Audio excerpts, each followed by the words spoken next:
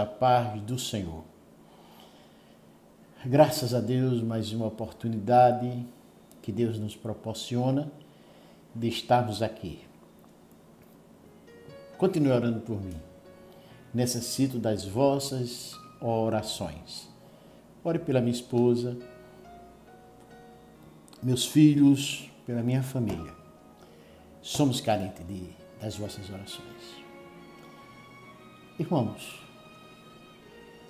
será que nós, como igreja, precisamos imitar este mundo? Será que precisamos, como cristão, precisamos fazer o que o mundo faz, o objetivo de dizer para ganhar vidas, para ganhar almas? É sobre isso que eu quero conversar com os irmãos, refletir com os irmãos a respeito disso. Há algumas décadas, os países que outrora alavancaram as maiores iniciativas missionárias, eles viram surgir dentro dos seus territórios e em diversas denominações evangélicas um movimento que clamava por contextualização. O que era um movimento, irmãos, se transformou numa corrente teológica. E isso apresentado em vários congressos teológicos no mundo inteiro. E que pode ser denominada de teologia da contextualização.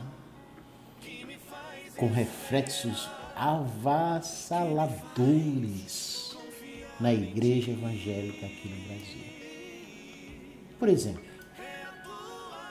um bloco de carnaval especializado em samba gospel, que canta e dança pelas ruas, com o intuito de evangelizar os foliões. Afinal, como propôs a seguinte frase: os fins justificam os meios. Não há dúvida, irmãos, de que o Senhor Jesus, o apóstolo Paulo, outros servos fiéis, souberam se situar dentro dos contextos em que estiveram nesse mundo, sem comprometer a fé e a boa consciência. Entretanto, a proposta anômala dessa contextualização extremada é a de que a igreja precisa se tornar como o mundo para ganhar o mundo. O conceito de que a igreja precisa se tornar como o mundo a fim de ganhar o mundo para Cristo, isso alcançou o evangelicalismo como uma tempestade súbita. Hoje em dia, cada atração mundana tem sua imitação cristã. De onde será, irmãos, que os cristãos tiraram a ideia de que poderiam ganhar o mundo ao imitá-lo? Será que existe qualquer resquício de justificativa bíblica para esse tipo de pensamento?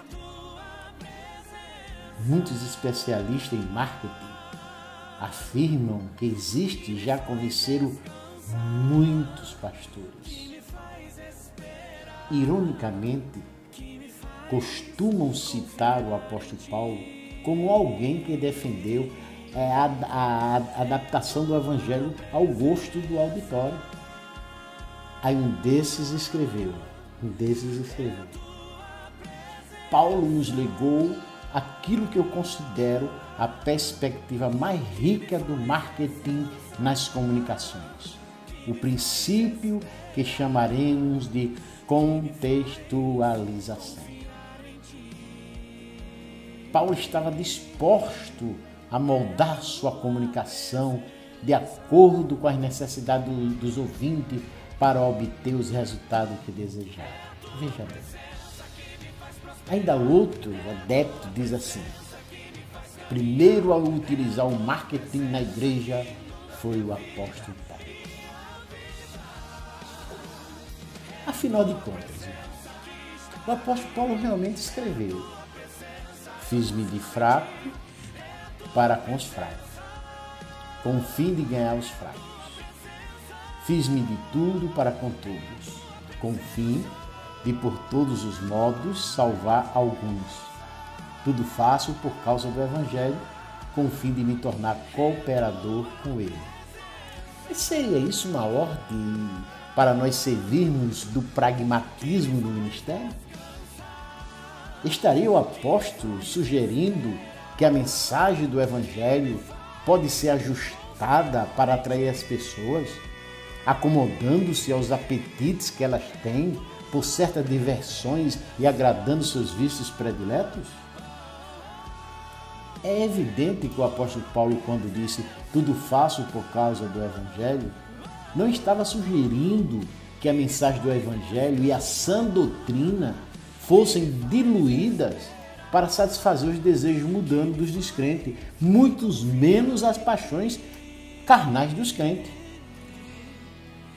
Aí, contudo, a sucata do pragmatismo acoplado estrategicamente, a sucata mercadológica do marketing se apresentam hoje como a solução para salvar a Igreja do Senhor Jesus dessa crise, que, segundo eles pensam, pode levá-la à extinção.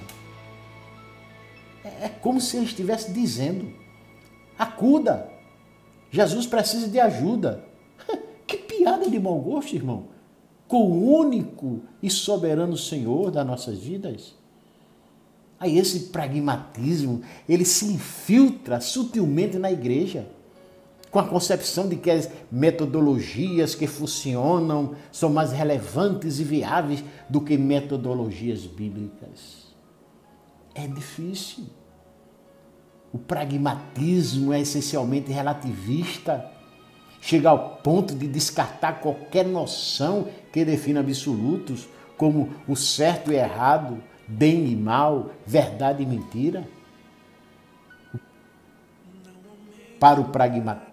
Para eles, o pragmático, tenha ele o título de pastor, de evangelista, de teólogo, seja professor de alguma faculdade teológica, autor de livros cristãos, músico cristão, político cristão, psicólogo cristão, e aí vai.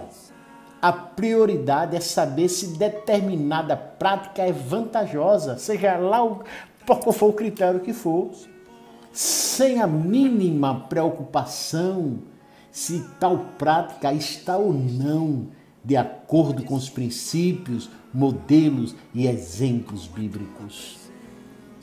O pragmático começa a desenvolver sua estratégia de evangelização com a segunda pergunta: do que os incrédulos gostam? Aí, a partir daí, adapta o conteúdo de sua mensagem e delineia suas iniciativas. Eles dizem: é o que dá resultado. E continuam a se deliciar com uma igreja cada vez mais cheia de gente vazia. Não há como negar que a origem de toda essa sucata é o mundo. A Bíblia, ela afirma categoricamente: sabemos que somos de Deus e que o mundo inteiro jaz no maligno. Nesse texto, a palavra mundo, originária do termo grego cosmo, ela assume sua conotação eticamente má para se referir à humanidade descrente e alienada de Deus, organizada pelo príncipe desse mundo. E isso em oposição a Jesus Cristo, a sua palavra e àqueles que pela fé o seguem.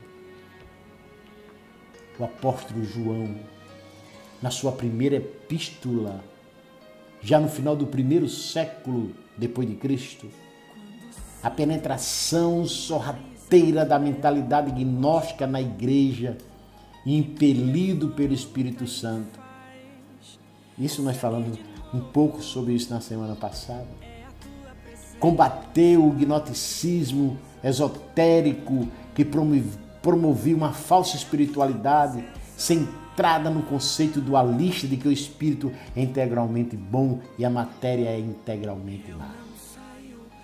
esse engodo mesclado com a fé cristã gerou distorções na convicção de muitos sobre a salvação do ser humano, sobre a pessoa divina humana de Jesus Cristo, sobre o procedimento dos crentes, já que a crença gnóstica pregava a necessidade de rigor ascético no trato com o corpo, mas descompromissava moralmente o indivíduo, sob a justificativa de que o corpo é inerente mal, o que resultou numa espécie de ascetismo pseudo-cristão e numa licenciosidade imoralmente mundana. Aí João, na sua primeira carta, ele escreve: não amem o mundo nem o que nele há. Se alguém ama o mundo, o amor do Pai não está nele. Pois tudo que há no mundo, a cobiça da carne, a cobiça dos olhos, a ostentação dos bens, não provém do Pai, mas do mundo. O mundo e a sua cobiça passa, mas aquele que faz a vontade de Deus permanece para sempre. Diante do fato de que o mundo jaz no maligno, de que tudo que há no mundo não provém do Pai, mas do mundo, somente alguém realmente mundano conceberia a ideia de que o mundo, no sentido eticamente mal do termo cosmos, pode oferecer meios e recursos que atraem os descrentes para o verdadeiro Jesus, ou que edifique os verdadeiros crentes em Cristo. Por isso o apóstolo Paulo alerta: tenham cuidado para que ninguém os escravize a filosofias vãs e enganosas que se fundamentam nas tradições humanas e nos princípios elementares deste mundo. Em nossos dias, muitas igrejas têm se transformado em meros teatros pobres, onde produtores de quinta categoria mascateiam suas mercadorias falsificadas com total aprovação de líderes evangélicos conservadores, os quais são capazes de citar um texto das Escrituras Sagradas em defesa de sua delinquência. E raramente alguém ousa levantar a voz contra isso. Mas, amados irmãos, o autêntico Evangelho de Cristo continua a ser o poder de Deus para a salvação de todo aquele que crê. E a palavra de Deus, a Bíblia, continua a ser viva e eficaz, útil para o ensino, para a repreensão, para a correção e para a instrução na justiça, para que o homem de Deus seja apto e plenamente preparado para toda boa obra. Aleluia! Glória a Deus! Para agradar a Cristo, o seu cabeça, a igreja não precisa da sucata, do pragmatismo, da mercadologia marqueteira, que instantaneamente produz igrejas idênticas em qualquer parte do mundo, como se fosse pipoca de micro-ondas. Sabemos que ninguém pode colocar outro fundamento além do que já está posto, que é Jesus Cristo. Pelo que um dia todos nós, crentes em Jesus, prestaremos conta perante o tribunal de Cristo. Portanto, meus amados irmãos, é imprescindível que cada um veja como edifica. Que Deus em Cristo continue vos abençoando. Amém.